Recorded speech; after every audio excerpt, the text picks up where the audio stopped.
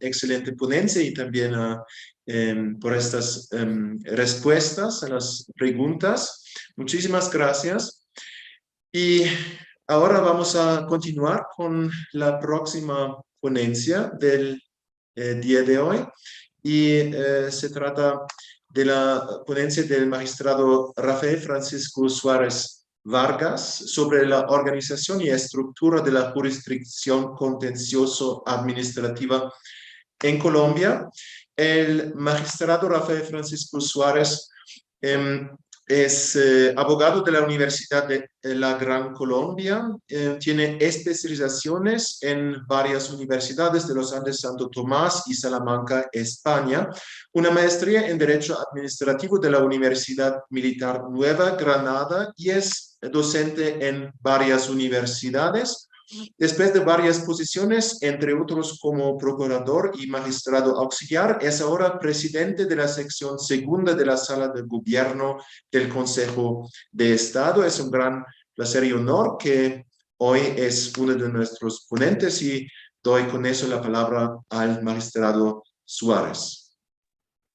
Profesor Michael Stuber, profesor Martín Ibla, presidente de la Cámara de Comercio Colomboamericana, participantes a este segundo Congreso Anual de la Asociación Colombo-Alemana de Juristas. Guten Tag, wie geht es Ihnen? Mucho gusto.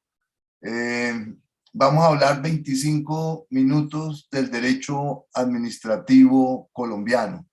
Voy a permitirme presentar unas diapositivas, profesor Stuber.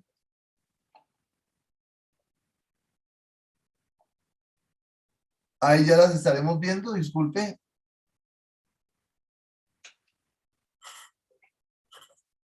Bueno. El tema que nos ocupa en el día de hoy hace relación a la organización de la jurisdicción de lo contencioso administrativo en Colombia. Y para hablar de la jurisdicción de lo contencioso administrativo en Colombia, tenemos que hablar de la organización y estructura del poder público en nuestro país. Desde la Constitución de 1821, a la cual se refirió con grandes detalles el doctor Marquardt, el profesor Marquardt, desde la Constitución de Cúcuta de 1821, la estructura del poder público en Colombia está dada por tres ramas del poder público. Una rama legislativa, una rama ejecutiva, una rama judicial. Además de ello, tenemos unos organismos de control, una organización electoral y unos organismos autónomos o atípicos. Esta estructura está desarrollada desde el título 5 hasta el título 13 de nuestra Constitución Política de 1991. Desde la Constitución de Cúcuta de 1821 tenemos un Congreso, un Parlamento bicameral, conformado por Cámara y Senado. Tenemos una rama ejecutiva descentralizada. El profesor Martín Ibla nos tocaba el tema y es necesario señalar que luego de múltiples guerras internas y de pasar por un proceso donde se expidieron más de 15 constituciones, Núñez y Caro, en el año de 1886, idearon la fórmula centralización política y descentralización administrativa, con lo cual se quiso significar que la función constitucional, la función legislativa, la función judicial, la función de control y la función electoral iban a estar ejercidas desde el centro, desde la capital, en tanto que la función administrativa iba a estar descentralizada territorialmente, por servicios y por colaboración. ¿Cómo entendemos nosotros la descentralización? Como el otorgamiento de funciones y competencias administrativas a distintos entes para que las ejerzan autónomamente y bajo su propia responsabilidad. Profesor Stuber, no sé si estoy hablando muy rápido, porque sé que muchos de los asistentes son alemanes. No sé si estoy hablando muy rápido. Todo bien. Yo creo que está bien y todos nuestros miembros hablan español. Ah, bueno, perfecto. Gracias. Y llegamos a la rama judicial. Dentro de la rama judicial encontramos varias jurisdicciones. En primer término, una jurisdicción constitucional en cabeza de la Corte Constitucional. En segundo término, una jurisdicción ordinaria en cabeza de la Corte Suprema de Justicia, los tribunales superiores y los jueces de los diferentes órdenes.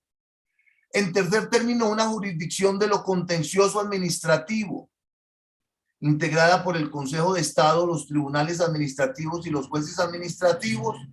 Además, tenemos una Fiscalía General de la Nación, un Consejo Superior de la Judicatura y unos jueces de paz.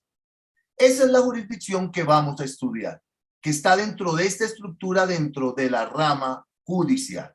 Esa es la que vamos a estudiar.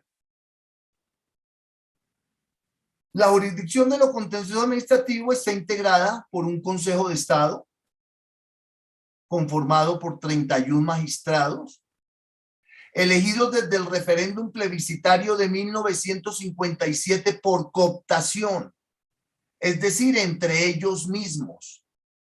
El referéndum plebiscitario del 57 estableció una cooptación simple. Con la Constitución del 91 se estableció una cooptación compleja, en el sentido de que la Sala Administrativa del Consejo Superior de la Judicatura elabora unas listas. Por lo general, cada vacante que se presenta por retiro forzoso, por cumplimiento del periodo, por renuncia, se presenta la vacante y más o menos aspiran 100 personas. De esas 100 personas, el Consejo Superior de la Judicatura hace una lista y esa lista se envía al Consejo de Estado. Esa lista contiene candidatos de diferentes sectores. Hay unas normas de discriminación positiva en favor de las mujeres. La ley 581 de 2000 enseña que por lo menos uno de los miembros de la terna debe ser mujer. Hay participantes de jueces, magistrados, procuradores, otro sector de litigantes, otro sector de académicos. Y el Consejo de Estado elige con las 2/3 partes de sus miembros, es decir, con 21 magistrados. Eso en primer lugar, un Consejo de Estado como lo ven en su diapositiva. En segundo lugar, tenemos 26 tribunales administrativos con 181 magistrados. En Colombia existen 32 departamentos. El territorio colombiano se divide en departamentos y los departamentos en municipios y distritos. En Colombia existen 32 departamentos y en 26 de esos 32 departamentos hay tribunales administrativos. En los únicos departamentos que no hay tribunal administrativo son Vaupés, Bichada, Guaviare, Guainía, Putumayo y Amazonas. Y desde el año 2006, en virtud de lo dispuesto en la ley 270 del 96 y en la ley 446 del 98, creamos 257 juzgados administrativos. Hoy en día son 353. Nosotros veníamos acostumbrados a un juez colegial por la importancia de los temas contenciosos administrativos, por la trascendencia, por las repercusiones económicas. Y siempre se consideró que era mejor dejar en manos de un juez colegial la resolución de grandes controversias. ¿Cuánto valen las controversias que se suscitan o cuánto vale el contrato de concesión del aeropuerto El Dorado de Bogotá, que es el 4º aeropuerto a nivel latinoamericano? Un aeropuerto que mueve 40 millones de pasajeros al año. ¿Cuánto valen las controversias que se suscitan de allí? Entonces se dijo, es mejor dejar en manos de un juez colegial la resolución de esos conflictos, en vez que en manos de un juez unipersonal. Sin embargo, siguiendo el ejemplo español, ustedes saben que en España los juzgados administrativos fueron creados en el año 1996. Siguiendo el ejemplo español, nosotros en el año 2006 creamos 257 juzgados administrativos. Y créanme que han dado resultado, Este Consejo de Estado con 31 magistrados, estos 26 tribunales administrativos con 181 magistrados y estos 353 juzgados administrativos son los encargados de resolver según informes de litigiosidad emitido por el director de la Agencia Nacional de Defensa Jurídica del Estado, 333.312 procesos, cuyas pretensiones ascienden a la suma de 423 billones de pesos. Esa es la labor de la jurisdicción contenciosa: resolver 333.312 procesos cuyas pretensiones ascienden a 432 billones de pesos. Es entonces una jurisdicción muy importante dentro de nuestro concepto de welfare state, del estado del benecer, del état providence. ¿Cómo se dice Estado Social de Derecho en alemán, profesor Stuber?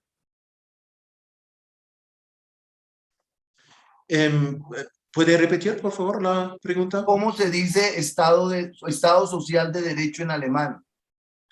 Sozialstaat und Rechtsstaat.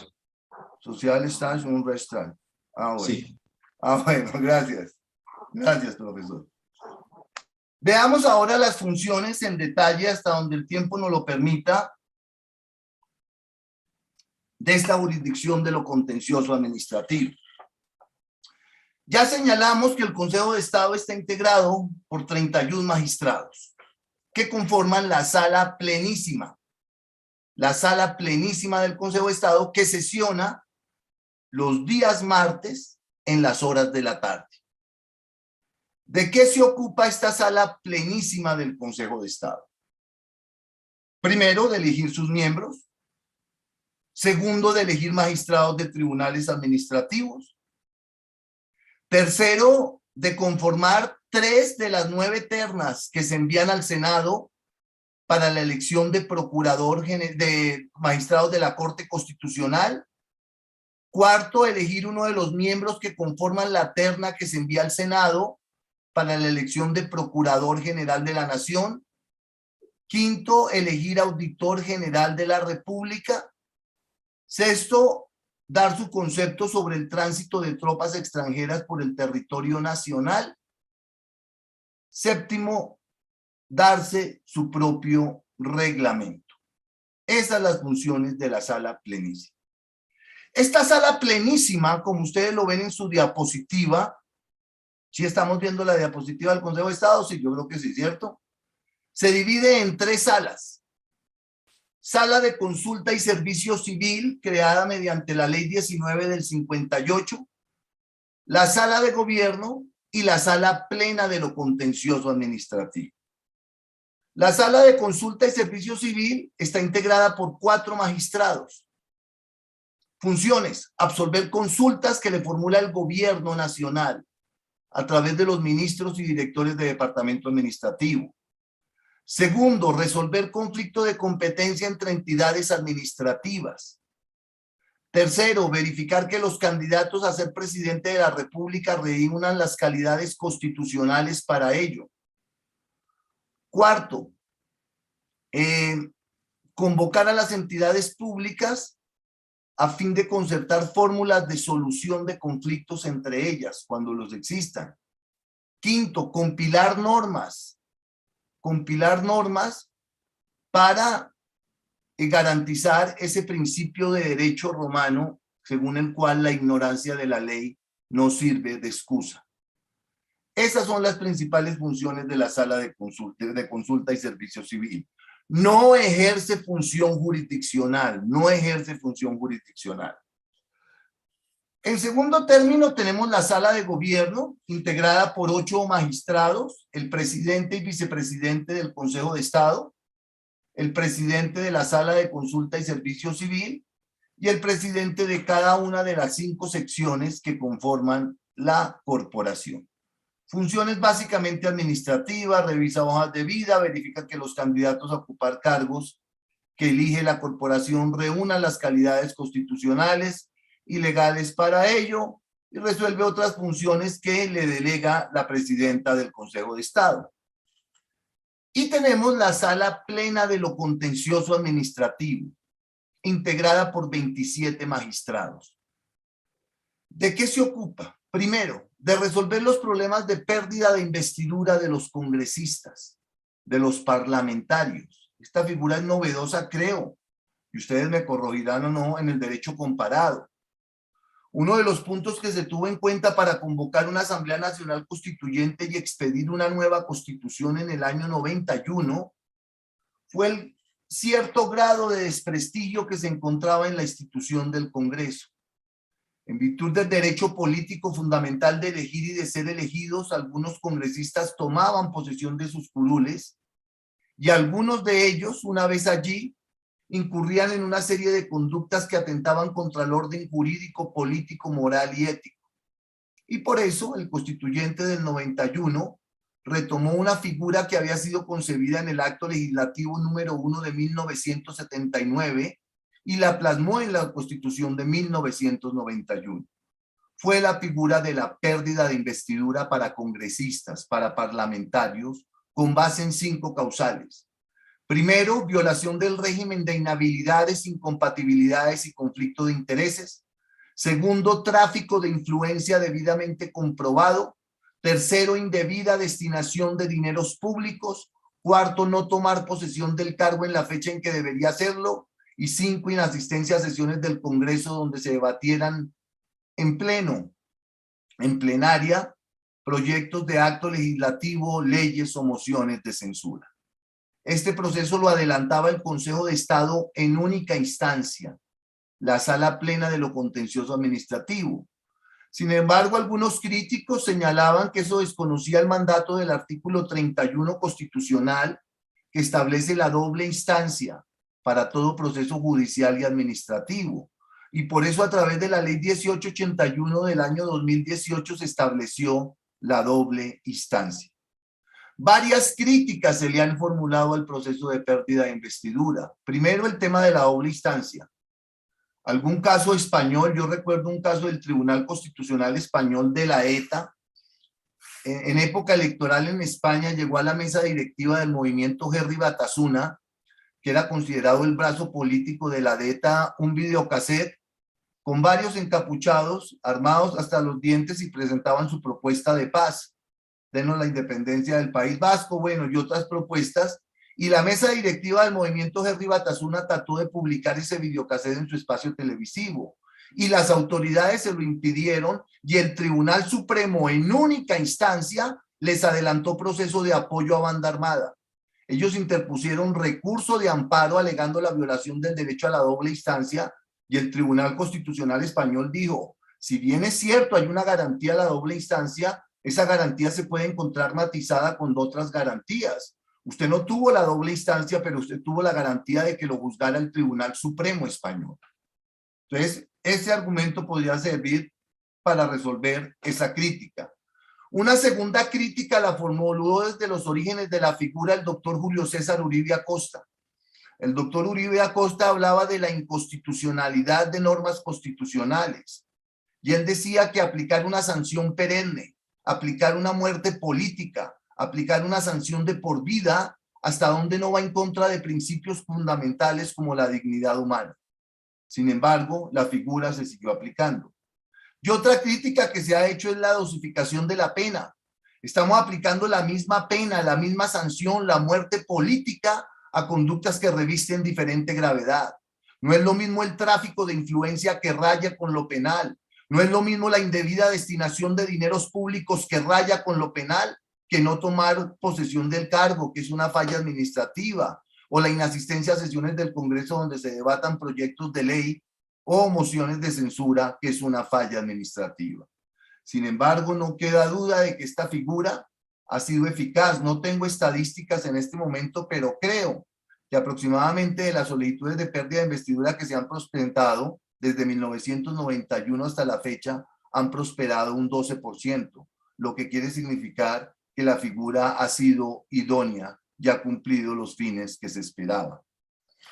Un segundo tema que conoce la Sala Plena de lo Contencioso Administrativo es de sentencias y autos de unificación por importancia jurídica, trascendencia económica o social o por necesidad de unificar jurisprudencia. Uno de los puntos que se tuvo en cuenta para expedir un nuevo código de procedimiento administrativo y de lo contencioso administrativo era volverle a dar fuerza vinculante a la jurisprudencia. porque antes de este código y en vigencia del decreto 01 hasta antes de la derogatoria, hasta después de la derogatoria de la ley 11 de 1975, la jurisprudencia dejó de tener fuerza vinculante y eso generó inseguridad jurídica, eso generó violación del derecho a la igualdad, eso generó falta de confianza legítima en nuestras instituciones. Y por esa razón, precisamente por esa razón, el legislador a través del nuevo código le volvió a dar fuerza vinculante a la jurisprudencia, a través de los mecanismos previstos en los artículos 10, 102, 257 y 269 del código. Ese tema genera un capítulo aparte porque es bien importante. Es uno de los soportes de nuestro derecho administrativo hoy en día. La fuerza vinculante que debe tener la jurisprudencia. Muchos interrogantes subsisten. ¿Qué prima? ¿El precedente del Consejo de Estado en pleno o de cada una de sus secciones?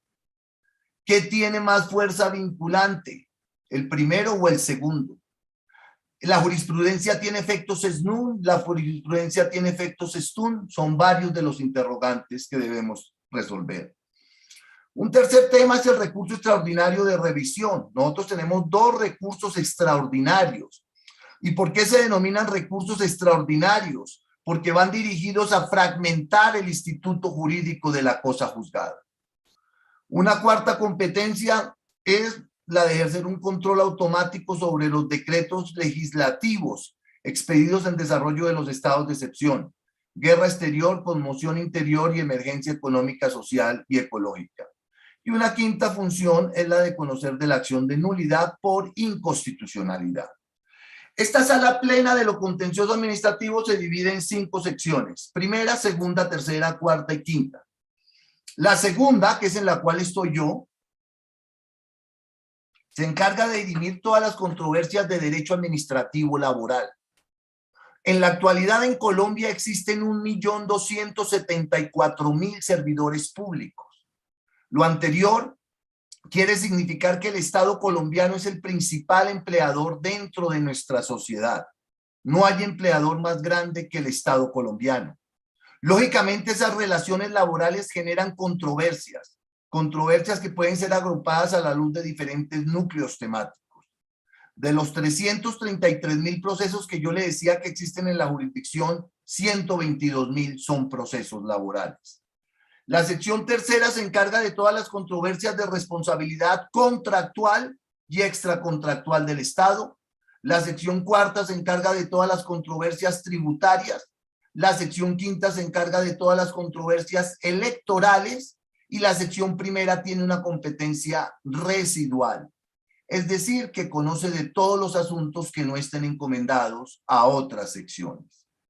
Este es el Consejo de Estado, creado en 1817, conformado en el año de 1828 por el decreto orgánico de la dictadura de Simón Bolívar, mantenido o conservado en la Constitución de 1830, Constitución del Congreso Admirable.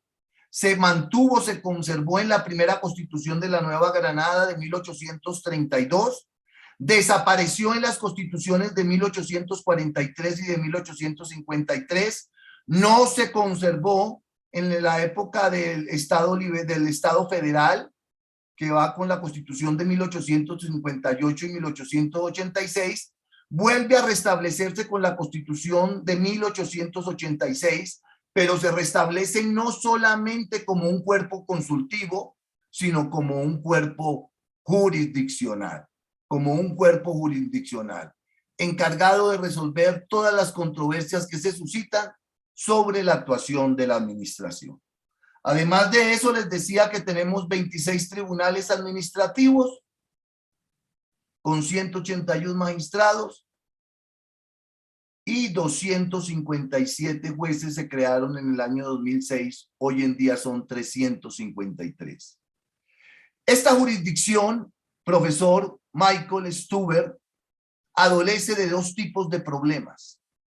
Un problema exógeno y un problema endógeno. El principal problema exógeno es la disparidad de criterios sobre un mismo punto jurídico entre diferentes altas cortes.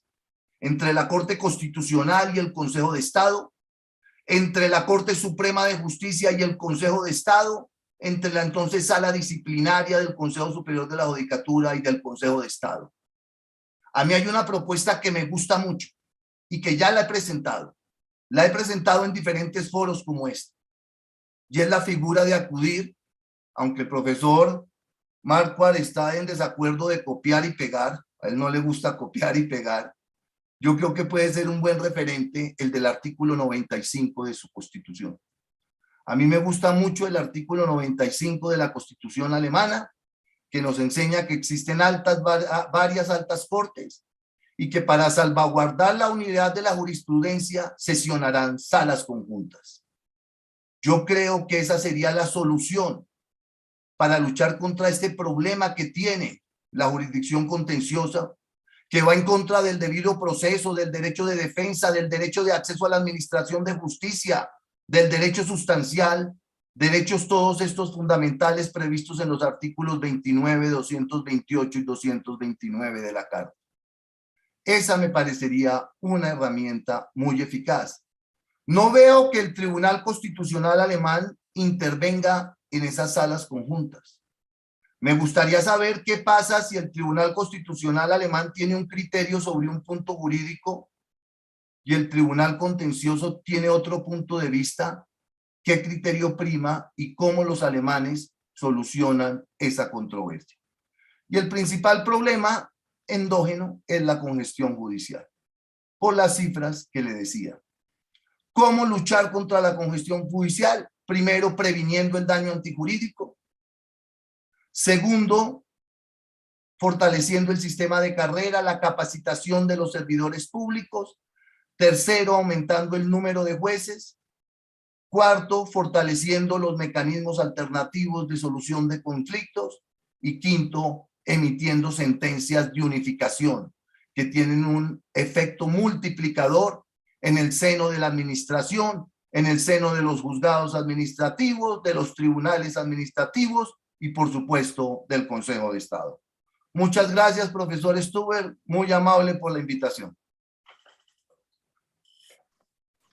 Muchísimas gracias al magistrado Rafael Suárez por esta ponencia sobre la jurisdicción y la organización de la jurisdicción administrativa en Colombia. Muy interesante, muchísimas gracias.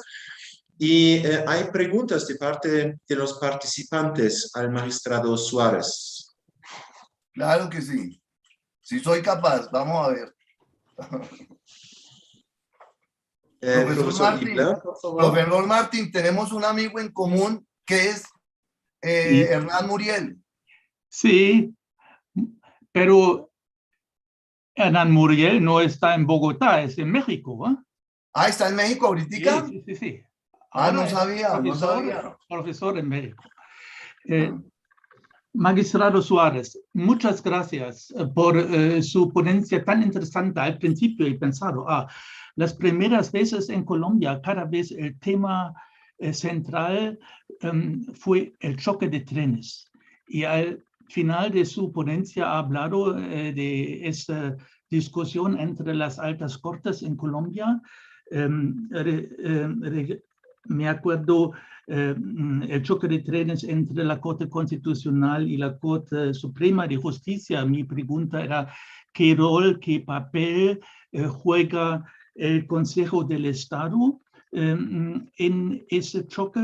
¿Sigue siendo un problema en Colombia? Pero usted ha dado una respuesta parcial en mi pregunta. Al mismo tiempo, usted ha hablado sobre el rol, el papel de la Corte Constitucional Alemana y las altas cortes en Alemania. Es un poco diferente porque en Alemania, en el derecho alemán, tenemos una ley sobre la Corte Constitucional que dice que las sentencias de la Corte Constitucional vinculan a todos los demás tribunales en Alemania. Algunas sentencias tienen rango de ley publicado en el Boletín Oficial de las Leyes en Alemania.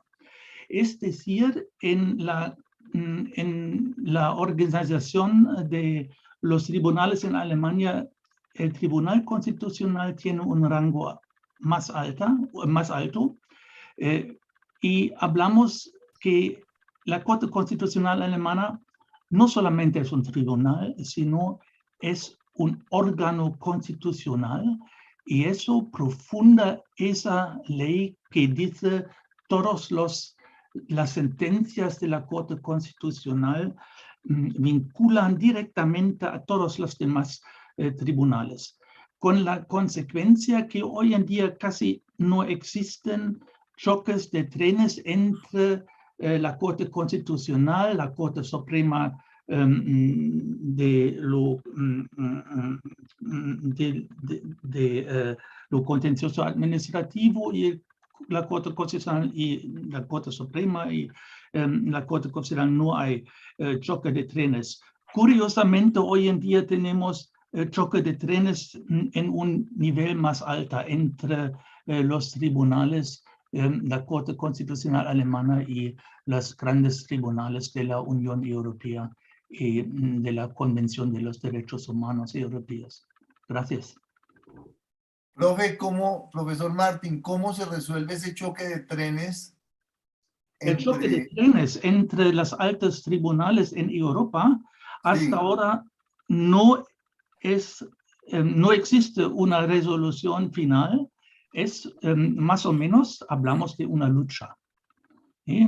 La discusión más interesante es que todos hablan de una amistad de los altos tribunales en Europa, pero en el punto especial no existe, ¿no? Entonces, buscamos una solución, pero no tenemos todavía.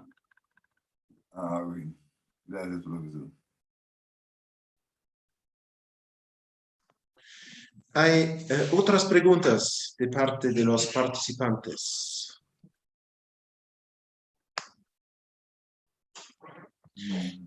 Si no, entonces yo tengo una pequeña pregunta.